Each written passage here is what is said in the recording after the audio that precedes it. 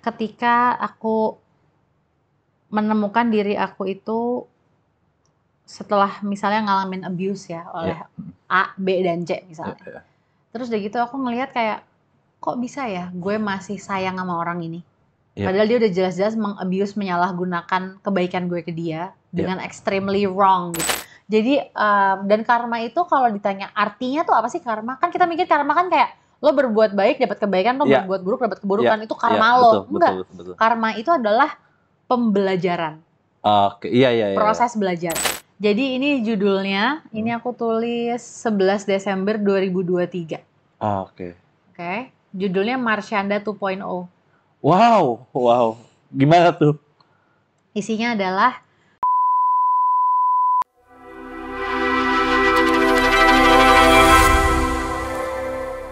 Siapa sih yang mengajarkan dirimu seperti ini, Cak? Maksudnya, kamu spiritualnya luar biasa, kamu mendapatkan awareness yang luar biasa tentang ketuhanan gitu ya. Sebenarnya siapa sih, Cak, yang paling berjasa sih, Cak? Maaf, aku pertama-tama buat aku deh berbet gak dengar yang tadi itu. Merinding banget gue, sumpah. Nggak, maksudnya, yang ngajarin tuh dari buku-buku yang aku baca, dari mentor-mentor yang aku sering belajar dari mereka. Ada yang ketemu langsung, ada yang lewat online gitu. Sebenarnya dari sumber banyak sih, karena aku ngerasa aku tuh tumbuh dalam keluarga yang punya keterbatasan lah ya. Pasti semua orang punya positif, ya punya pasti, negatif pasti, gitu. pasti, pasti. Cuman Ya. I honestly aku tuh tumbuh besar mencari keluarga di tempat-tempat lain selain di keluargaku Iya, sendiri. betul. Oh. Jadi aku banyak belajar dari sumber yang macam-macam gitu. Dan aku melihat, eh jadi gini, usia kita itu kan sama usia soul ini kan berbeda, jiwa ruh ini kan berbeda. Dan aku melihat usia jiwamu itu sangat lebih tua sekali daripada usiamu. Dan itu menurut aku kayak, wow, ada juga orang kayak gitu. Dan jujur ya, di teman perjalanan spiritual ini itu baru 2 orang nih, perempuan, wanita gitu ya, wanita yang ngomongnya seberat ini. Itu ada 2 orang, dirimu Oke. sama kalau kamu pernah dengar nama Era Sukamto. itu Oke. it- itu itu itu itu benar-benar nice banget. Dan aku nggak nyangka obrolan kita hari ini tuh benar-benar yang gila, keren banget. eh kita ngomongin tadi, sempat kita ngomong sebelum syuting ya. Hmm. Terserah kamu mau bahas atau enggak. Mungkin kalau mau bahas pun terserah kamu mau bahas secara light atau secara deep, boleh juga. Mm-mm. Kamu bilang bahwa dark side spiritual. Oh, Nah, the itu dark menarik banget. side, the dark sisi gelap dari pembelajaran Iya, spiritual. nah itu karena jujur ya, maksudnya aku pun juga maksudnya mempelajari hal itu juga. Aku banyak hal yang pelajari hal seperti itu juga. Cuman banyak teman-teman kita nih, teman-teman perjalanan spiritual kita nih juga, aku yakin mereka juga harus belajar. Karena kan belajar itu kan, orang berpikir belajar itu selalu positif ya, tapi kan belajar yang negatif juga perlu ya dalam hidup ya. Mhm, Nah, ya, biar kita tahu. ya biar kita tahu. Nggak boleh cerita dikit ya. Jadi buat orang-orang yang belajar secara advance gitu ya, sampai Ya. ke ujungnya dipelajarin gitu. Oh, Jadi kan dia punya banyak pengetahuan. Misalnya kita oh, ngomongin topik spirituality. Nah, ketika kita ditimpa masalah yang besar, secara alami kan manusia mesti grieving dulu. oh, Mesti denial dulu, mesti shock dulu, iya, mesti marah, kecewa, iya, nangis, iya, drop down dulu, breakdown dulu, baru dia bisa pelan-pelan menerima bahwa oh ini rasanya sakit.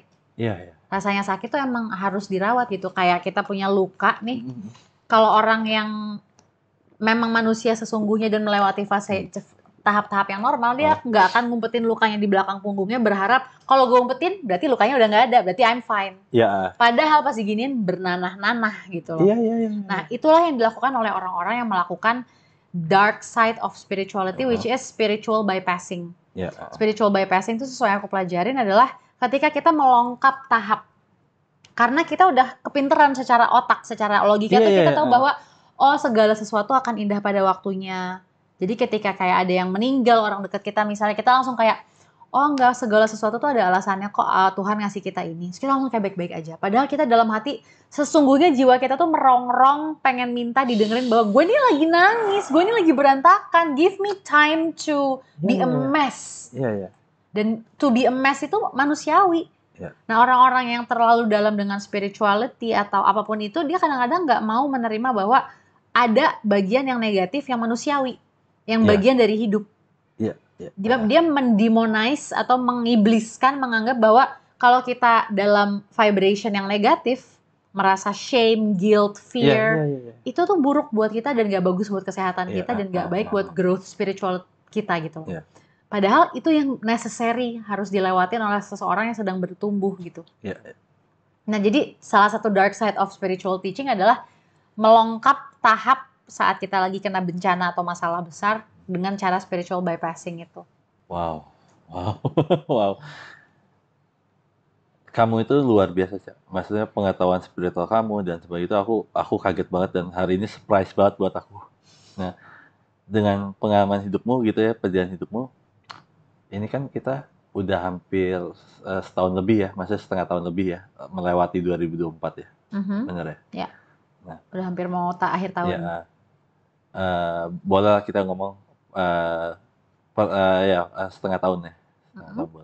Dalam setengah tahun ini, Cak, hal apa yang membuat kamu sedih banget, Cak? Hal apa yang membuat aku sedih banget? Yang beberapa sedihnya mendalam banget. Itu terjadi bukan tahun ini sih. Ada satu hal yang bisa aku bilang rock bottom ya buat aku. Itu Boleh terjadi tahun lalu. Sharing.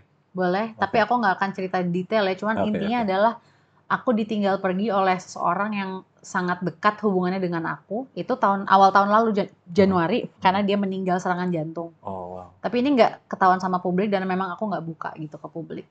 Jadi aku melewati masa grieving yang berat banget gitu karena aku sangat dekat banget dengan orang ini. Dia juga meninggalnya sendirian, sangat tragis banget gitu kejadiannya, dan itu proses grieving yang aku baru tahu, grieving over a loved one because of death.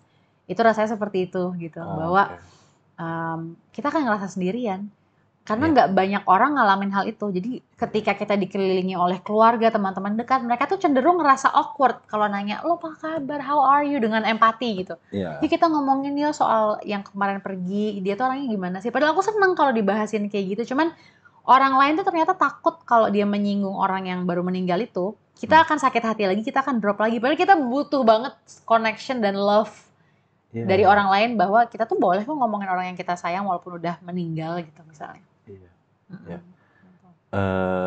Itu akan maksudnya hal itu menjadi sesuatu hal yang mungkin bahkan sampai detik ini gitu ya. Itu saat ini menjadikan kamu untuk lagi belajar untuk berdamai atau gimana, Cak? Dipaksa belajar harus berdamai dan surrender dengan keadaan.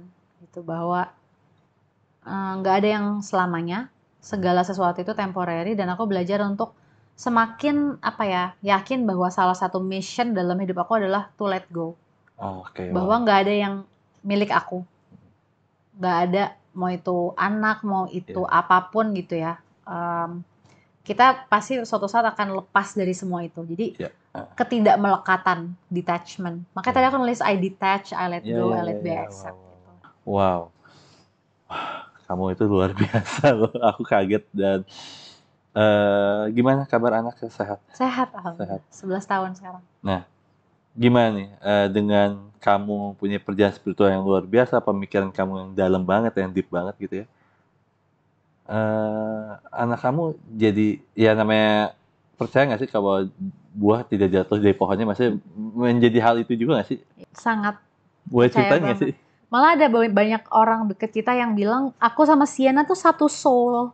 Tapi dua orang yang berbeda aja. Ada dua, satu soul tapi ada dua gitu.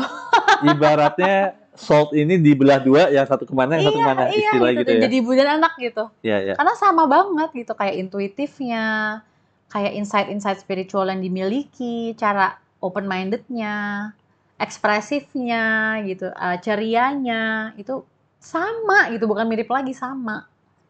Dan itu datangnya omongan itu dari orang lain gitu. Aku juga ngerasa sih, cuman lebih jelas lagi ketika dengar dari orang. Nah, kamu kan pelajaran spiritual dalam nih. Maksudnya kamu memang mencari juga dan kamu belajar juga lah ya intinya. Anakmu sendiri gimana? Apakah mulai mengikuti jejakmu untuk ya pelan-pelan hal-hal yang kecil atau belajar? Mungkin dia lebih, karena masih 11 tahun, jadi dia lebih mendapat Kalau untuk spiritual, hal-hal spiritual tuh lebih dapat influence dari orang-orang terdekatnya ya, seperti keluarga, Oke. sekolah gitu. Tapi kalau dia ada apa ya, kepenasaranan atau pertanyaan itu dia bisa tanya ke orang tuanya lah ya gitu, atau orang-orang terdekatnya. Pernah nggak dapet pertanyaan yang mungkin yang kayak, wah gila nih pertanyaannya, pernah nggak sih?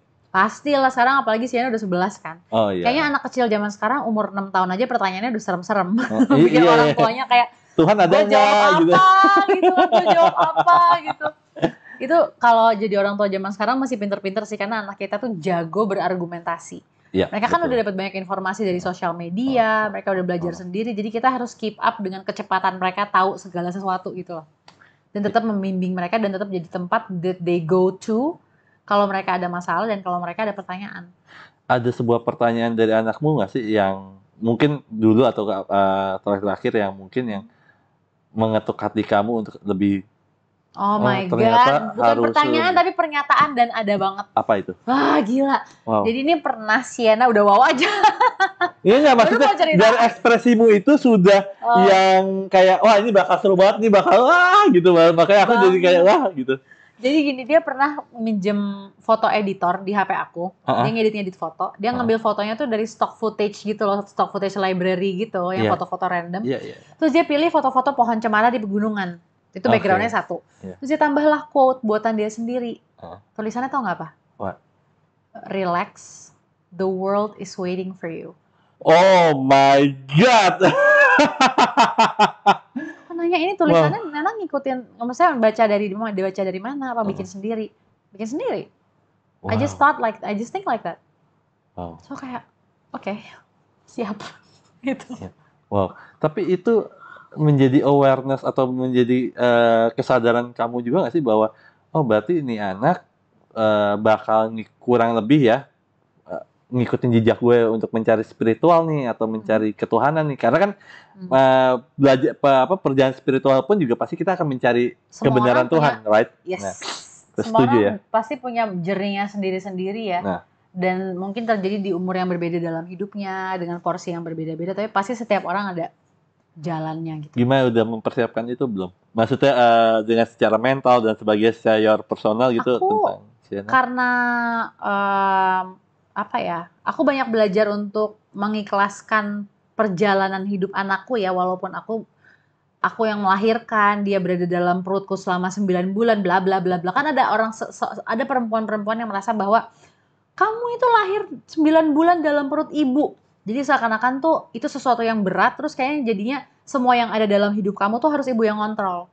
Nah menurut aku, sikap seperti itu namanya arogan terhadap Tuhan. Oke, wow. Karena kita ngerasa rencana-rencana kita yang kita buat sebagai ibu atau keinginan-keinginan kita sebagai ibu untuk anak kita itu jauh lebih hebat dan lebih benar dari apa yang Tuhan sudah tentukan buat anak kita yang kita belum tahu. Gitu. Jadi kayak untuk belajar ikhlas tuh untuk belajar percaya bahwa Tuhan punya waktunya punya waktunya sendiri untuk segala sesuatu terjadi. Dan itu di luar tangan kita, di luar kontrol dan kuasa kita. Dan kalau kita masih merasa itu di dalam kontrol kita, berarti kita arogan sama Tuhan. Iya, betul. Ini aku punya 2 pertanyaan terakhir yang menarik nih. Kamu bagi proses kamu akhirnya mempercayai Tuhan itu ada, kan namanya perjalanan spiritual pasti kan kita akan mengalami hal part of itu ya kan, kita mencari kebenaran Tuhan, karena bukan kebenaran agama aja ya, tapi kalau agama beda ya sama spiritual yang mungkin ketuhanan walaupun satu kesatuan gitu. So itu boleh cerita nggak sih pengalaman kamu mencari atau mencari kebenaran Tuhan tuh seperti apa sih? Kalau aku memang dari kecil banget, karena aku juga suka nulis puisi ya. Nah aku tuh ngerasa kayak dari umur 10 tahun waktu itu. Dari setiap kali aku nulis, journaling, diary, puisi, itu aku selalu ngerasa kayak aku tuh lagi ditemenin sama Tuhan di sebelah aku. Oh, wow. Jadi aku ngerasa kayak untuk dekat sama Tuhan itu nggak susah. Kan ada orang yang ngerasa kayak untuk merasa kita dekat dengan Tuhan tuh harus ada syaratnya gini ya, gitu dengan kan. Ritual kalau aku kayak ngerasa ini menurut pengalaman aku pribadi dan bisa aja ada yang nggak setuju gitu ya. Iya, nggak apa-apa juga gitu kan. Tuhan tuh maha baik loh. Tuhan tuh maha penyayang kan. Katanya kan gitu kan. Betul. Jadi kayak Iya. dan Tuhan tuh peduli sama kita. Iya.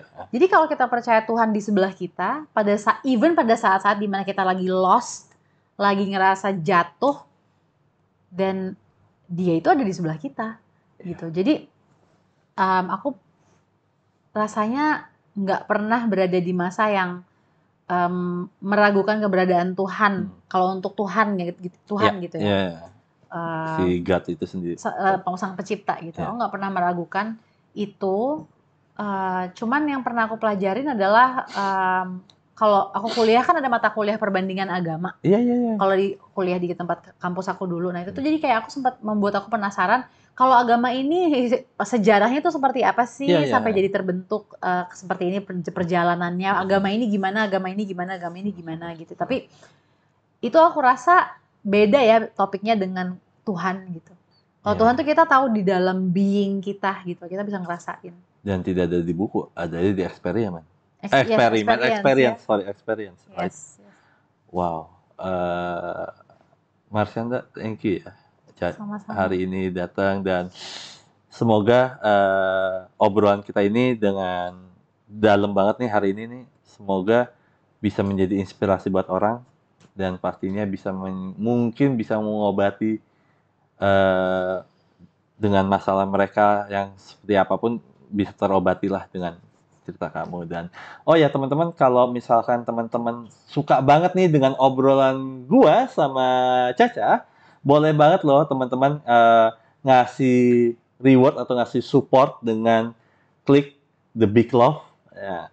So jangan lupa like, comment, subscribe, dan semoga hari ini pembicaraan hari ini teman-teman bisa mendapatkan ilmu yang lebih banyak dan lebih meneliti lebih dalam. So goodbye, dadah. Dadah.